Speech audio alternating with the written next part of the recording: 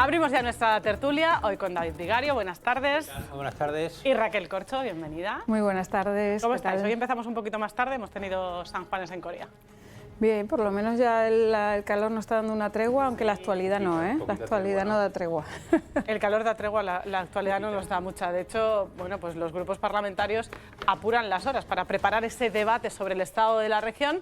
Va a comenzar mañana, a eso de las 6 de la tarde, con el discurso de la presidenta de la Junta, sin límite de tiempo. María Guardiola va a anunciar nuevos compromisos para la región, según ha adelantado el Partido Popular.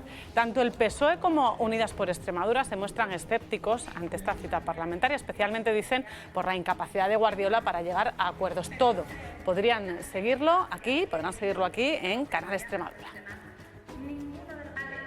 Un gobierno que se mantiene en la inacción, que se mantiene parado, pasivo, que no es capaz de llegar a acuerdos con ningún grupo político, ni siquiera con aquellos que ideológicamente están más cercanos a ella, como es Vox, y lo hace solamente por soberbia.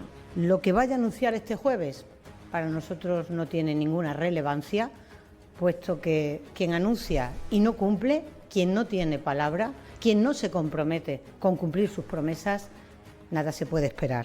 Será Gallardo quien salga en el próximo debate del Estado de la región. Tiene una oportunidad magnífica de darle explicaciones a los extremeños de su aforamiento exprés, de la vergüenza de la corrupción del Partido Socialista, de la vergüenza de la prostitución, del uso de la prostitución en el Partido Socialista. No solo se han referido los partidos al debate, también lo ha hecho la Junta. Su portavoz asegura que habrá nuevos anuncios.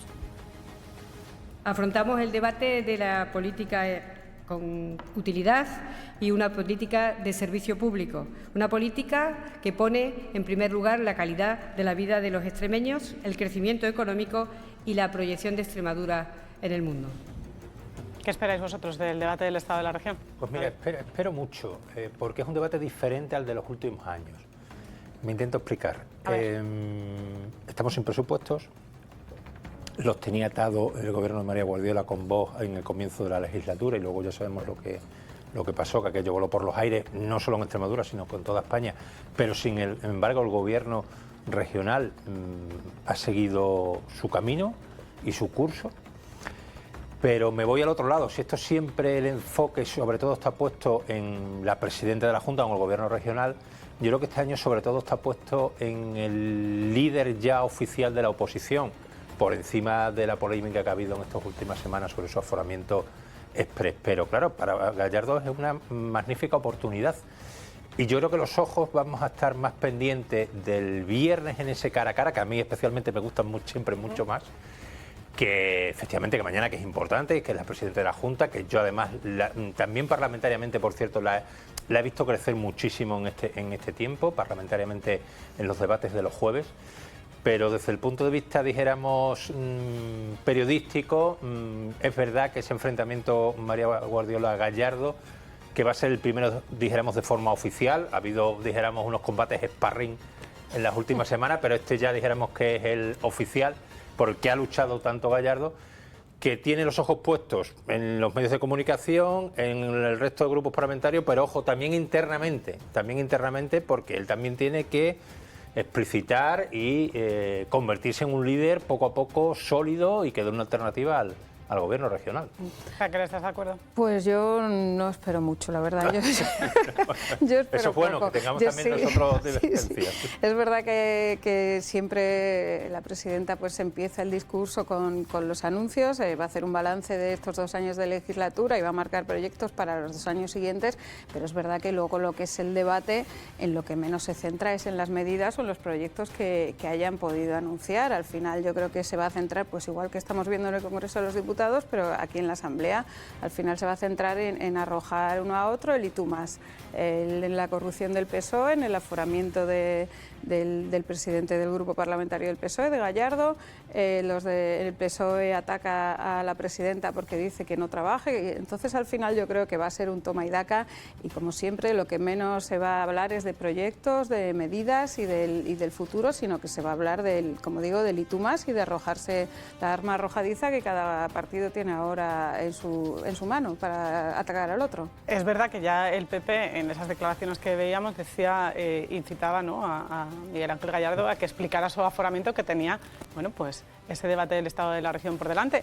Pero es verdad que el debate del Estado de la Región es para otra cosa, es para proponer y para hacer un balance de cómo está la región. Claro, y es verdad que a Gallardo, bueno, pues el caso no solo del aforamiento, el caso en general del hermano, ¿no?, o el hermanísimo, le va a acompañar durante mucho tiempo, por lo menos hasta que judicialmente el proceso continúe adelante, se frene, se diluya en el TSJ si finalmente es el órgano que tiene que dilucidar la responsabilidad de cada uno o no. En fin, que yo creo que en ese contexto, por eso yo decía que es diferente al de los últimos años, efectivamente que yo también en el inicio suelo ser pesimista, pero que hay unas connotaciones diferentes y me agarro a eso. Hay un nuevo líder en la oposición que además está imputado, no lo olvidemos, oficialmente no podemos decir procesado, pero que está en un momento delicado, que ha pasado unos meses judicialmente y políticamente complicado.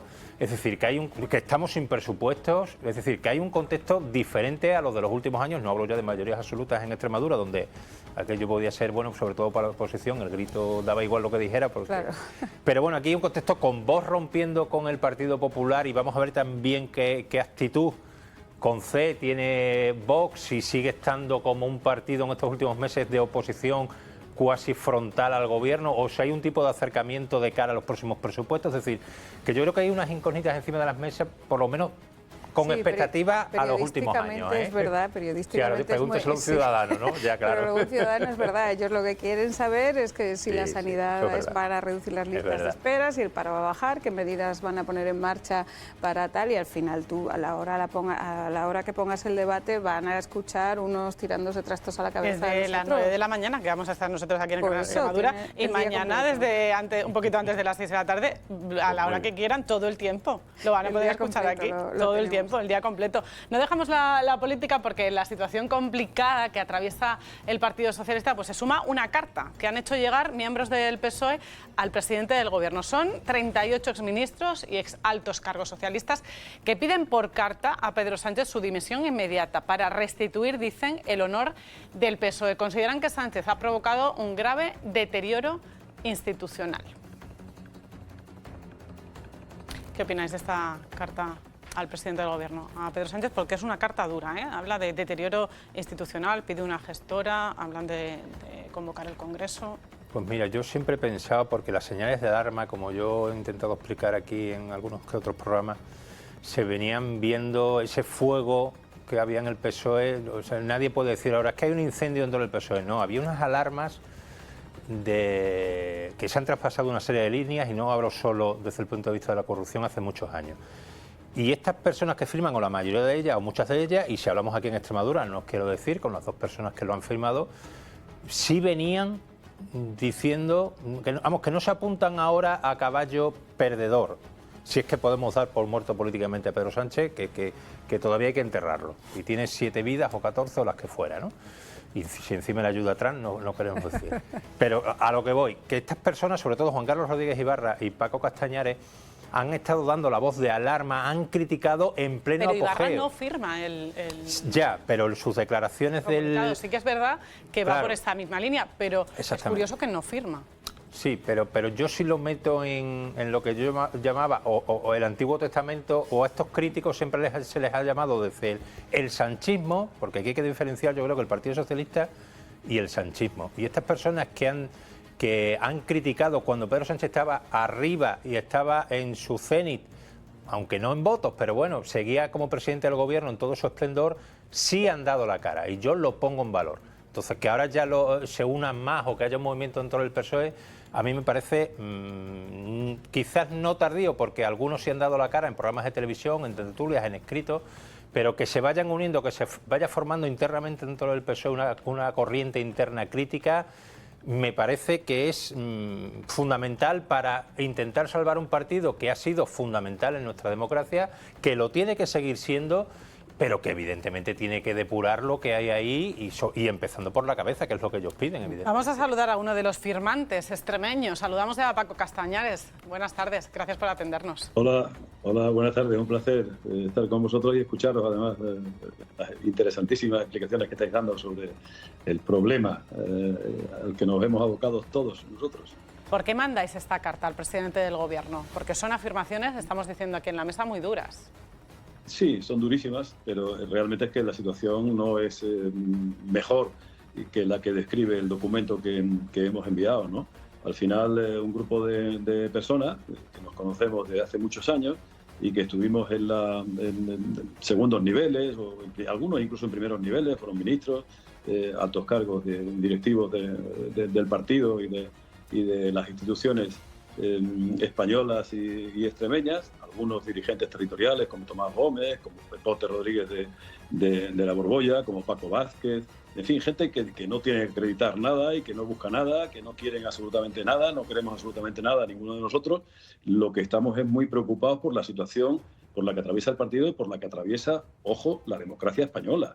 Es un problema institucional que trasciende al partido precisamente porque es el partido el que gobierna, el que sustenta, el que tiene la mayoría del gobierno de nuestro país, ¿no? Y lo que intentamos de alguna manera es elevar nuestra reflexión y nuestra voz para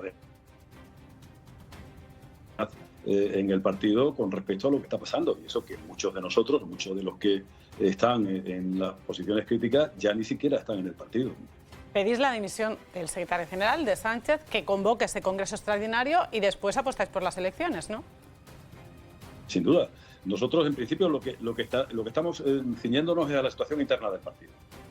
Con dos secretarios de organización, los dos que ha habido durante el mandato de Pedro Sánchez, pues están afectados por gravísimos casos de corrupción. Es verdad que todavía son presuntos delincuentes, pero las grabaciones a las que hemos tenido acceso toda la opinión pública a través de los medios de comunicación por el informe de la UCO, de la Guardia Civil, pone claro y manifiesto que estábamos ante una trama que venía de antes incluso de ocupar la dirección del partido a nivel nacional, a nivel federal, para realmente enriquecerse, y muchos de ellos, o algunos de ellos, como el caso de Cerdán, el último secretario de organización, cuando estaba en Bruselas negociando con Puigdemont la investidura de Sánchez como presidente del gobierno, igual estaba negociando algo más, ¿no? Que la investidura de Sánchez como presidente del gobierno era también el mantenimiento del poder institucional y de la capacidad de aplicar esas prácticas corruptas que tan absolutamente abominables y rechazables son, ¿no? Esa situación afecta al secretario general, afecta a su entorno inmediato. No queremos hablar ya de los casos que afectan a su mujer o de que afectan a su hermano con vinculación aquí también en Extremadura, pero la situación orgánica afecta a sus dos secretarios de organización y a su entorno orgánico más inmediato, y él es el responsable de esa situación. Por tanto, debe dimitir, debe propiciar que el próximo Comité Federal, que está convocado para el día 5 de julio, elija una comisión gestora lo más alejada posible de las posiciones sanchistas y de los que están dirigiendo hasta este momento el partido, y pueda convocar un congreso extraordinario en el que realmente hablen los militantes y hable el conjunto de la organización, para buscar nuevos aires y nuevas vías para que el Partido Socialista Obrero Español vuelva a ser esa fuerza dominante de la socialdemocracia y alejarse de posiciones populistas, radicales y sobre todo tan dudosamente democráticas como levantar muros y decir ya públicamente, sin ningún tipo de sonrojo, que están por todos los medios intentando evitar el sagrado derecho de la alternancia, ¿no? Que es Paco, nos queda clarísima cuál es vuestra postura. En la carta obviamente también no hay lugar a dudas, pero queríamos escucharlo de uno de los firmantes extremeños. Gracias por habernos atendido y gracias por estar con nosotros. Un placer, muchas gracias. Hablan de elecciones, hablan de dimisión. ¿Sabéis lo que ha dicho Ferrat? Bueno, no lo ha dicho abiertamente, ha sido un petit comité, y habla del club de los resentidos. Hombre, yo solo veo un poco ¿no? fuerte que alguien que, porque no esté de acuerdo ahora mismo con tu línea que está siguiendo y pida su dimisión y los califiques a todo de esa manera, me parece bastante poco elegante. Yo creo que lo que se refleja en la carta, que es cierto que es muy duro, como decías, refleja no solo a estas 38 personas que han firmado, sino también a muchos militantes del PSOE, incluso cargos que no se atreven a decirlo públicamente, primero por la disciplina de partido y segundo porque bueno, tampoco sabe si al día siguiente va a seguir en su puesto o no. Entonces, pero creo que hay una corriente dominante. Bueno, aquí vimos también al día siguiente salía el informe de la UCO, el alcalde de Mérida fue el primero que salió pidiendo el Congreso extraordinario y pidiendo la dimisión de Sánchez. Sí, sí. Entonces yo creo que hay muchos militantes que están horrorizados con lo que ha pasado, con lo que está pasando en el PSOE y que como siempre decimos, el PSOE es un partido muy democrático que siempre ha elegido a sus líderes con las primarias, fue el primero que hizo primarias y que ha contado siempre con el voto de sus militantes para elegir a sus dirigentes. Entonces muchos de ellos lo que piden es que esa democracia que siempre ha habido se aplique ahora y que haya un nuevo Congreso y para elegir al líder que ellos quieran. Yo creo que con toda la razón. Ferraz también decía, por ejemplo, que como que había habido mucho enfado por dos precisamente de los firmantes, que eran Barrio Nuevo y Vera. Vamos. Habían estado condenados, obviamente, y que la ética y la moral ahí se... Vamos a ver, yo creo que corrupción siempre ha habido, desgraciadamente, y seguramente le va a haber en un futuro, sea cual sea el partido que luego tome el poder, porque desgraciadamente las tentaciones están ahí y somos humanos y somos personas. Pero yo creo que aquí se han traspasado en estos últimos años algunas líneas que ni el gobierno de Felipe González, que hacías tú alusión a pues dos integrantes, y yo me acuerdo de aquella época, que yo por cierto estaba estudiando en Periodismo en Madrid, nos levantábamos sobresaltados, no había internet, con los periódicos del día, a ver qué corrupción había ese día todavía superior al del anterior. Pero yo, insisto, por encima de la corrupción, que es grave, que es importante, que incluso aquí nos hemos dado cuenta que se fabricó, o que venía ya de Navarra antes de que tomaran posesión del gobierno, que además es un gobierno que puso una moción de censura por corrupción al anterior partido y que encima la defiende el señor Ábalos, que está en el epicentro de la trama, o sea que... Pero yo creo que es mucho más preocupante el cambio de modelo institucional que nos hemos dado los españoles, o nuestros padres o los padres de la patria, en el modelo del 78. Y aquí ha habido un ataque, hasta hace unos días, y vamos a ver si lo sigue habiendo, si este gobierno continúa, a un modelo de Estado, a unas instituciones como los jueces, como la prensa, si le podemos llamar a instituciones, la prensa crítica. Han colonizado todo tipo de instituciones y de organismos públicos. Quiero decir, se trata de un cambio yo creo que y sobre todo también, como ha dicho Paco, el enfrentamiento entre los españoles que nos ha llevado este gobierno. Y eso a mí me parece lo más grave, y eso no ocurría por mucha corrupción que había en los últimos años o en anteriores con el PSOE, con el PP, pero lo que estamos viendo aquí, el incluso haber campañas de desprestigio o investigaciones contra jueces, incluso la de Badajoz, Beatriz Viesma, que nos hemos enterado, es decir, se han traspasado una serie de límites por no tirar por compactos con fugados de la justicia, con independentistas. Quiero decir, eso no ocurría con Felipe González. O sea, su gobierno podía estar cercado por la corrupción en los años 90, pero el sistema y el modelo de España como país y los derechos no estaban en juego.